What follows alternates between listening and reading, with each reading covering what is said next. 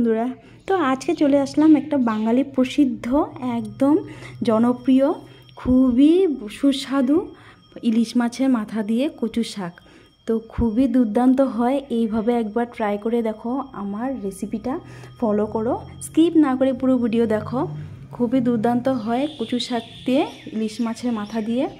তো আমার ভিডিওটা আমি এখন শুরু করব, তো দেখতে থাকো বন্ধুরা, স্কিপ না করে। ভালো লাগলে অবশ্যই কমেন্টে জানিও, আর লাইক শেয়ার সাবস্ক্রাইব করতে একদম ভুলো না। আর আমার নতুন পুরোনো বন্ধুদেরকে সকলকে অনেক অনেক ভালোবাসা আমাকে সাপোর্ট করার জন্য। তো দেখো বন্ধুরা, শুরু করলাম ভিডিওটা। বাড়ির গাছের কচু শাক তো আমি তুলে নিয়ে আসলাম, এখন আমি এগুলোকে কেটে নেব। তো কি রান্না করব দেখতে থাকো। কচু শাক দিয়ে নতুন একটা রান্না করব, এটা সবারই প্রিয়।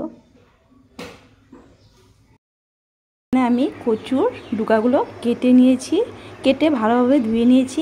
এটাকে আমি কড়াইতে দিয়ে সিদ্ধ করে নেব প্রথমে। তো সামান্য জল দিয়ে ঢাকা দিয়ে দিব। খেয়ে দেখাবো কচু শাকটা। দেখো কত সুন্দরভাবে একদম স্মুথভাবে সিদ্ধ হয়ে গেছে। বাড়ির কচু তো খুবই ভালো, আমাদের বাড়ির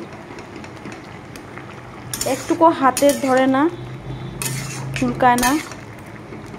তো নামিয়ে নেব কচুটাকে। এখানে আমি জল ঝরা দিয়ে রেখেছি, এইভাবে আমার যা জল আছে এভাবে পড়ে যাব সাইডে। কড়াইতে তেল, ইলিশ মাছের মাথা নিয়েছি একটা, এখানে হলুদ লবণ মাখিয়ে নেব, ভেজে নিব।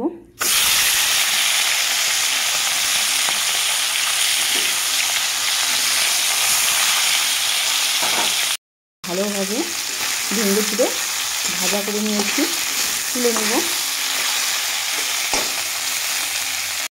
দিয়ে দিব আমি কিছুটা তেল, গরম হয়ে গেছে, দিয়ে দিব একটা শুকনো লঙ্কা, আর দিয়ে দিব ছোট সাইজের দুটো তেজপাতা, 5 ফোড়ন সোমবার। তো 5 ফোড়নটা ভাজা হলে আমি শাকটা দিয়ে দিব। করে রাখা আদা, তো তোমরা চাইলে আদাটাকে বেটেও দিতে পারো, আমি গ্রেট করে দিয়েছি। দিয়ে দিব কচু শাকটা।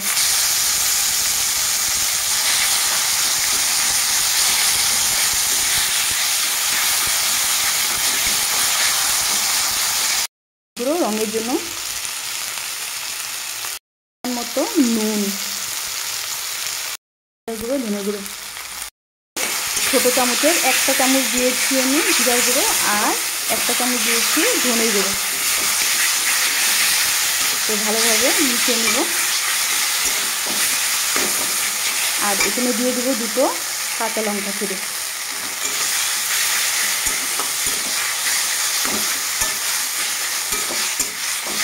তো এখন আর আমি কিছু দেবো না, এটাকে ভালোভাবে টানাবো।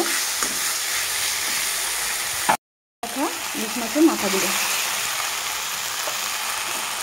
তো ভালোভাবে মিশিয়ে নিব মাথার সাথে।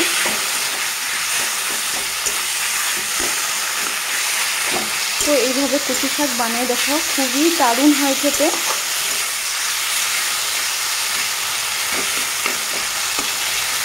আর আমার রেসিপিটা যদি ভালো লাগে অবশ্যই কমেন্টে জানিও, একটা ছোট্ট করে কমেন্ট করে দিও, আর লাইক শেয়ার সাবস্ক্রাইব করতে একদম ভুলো না।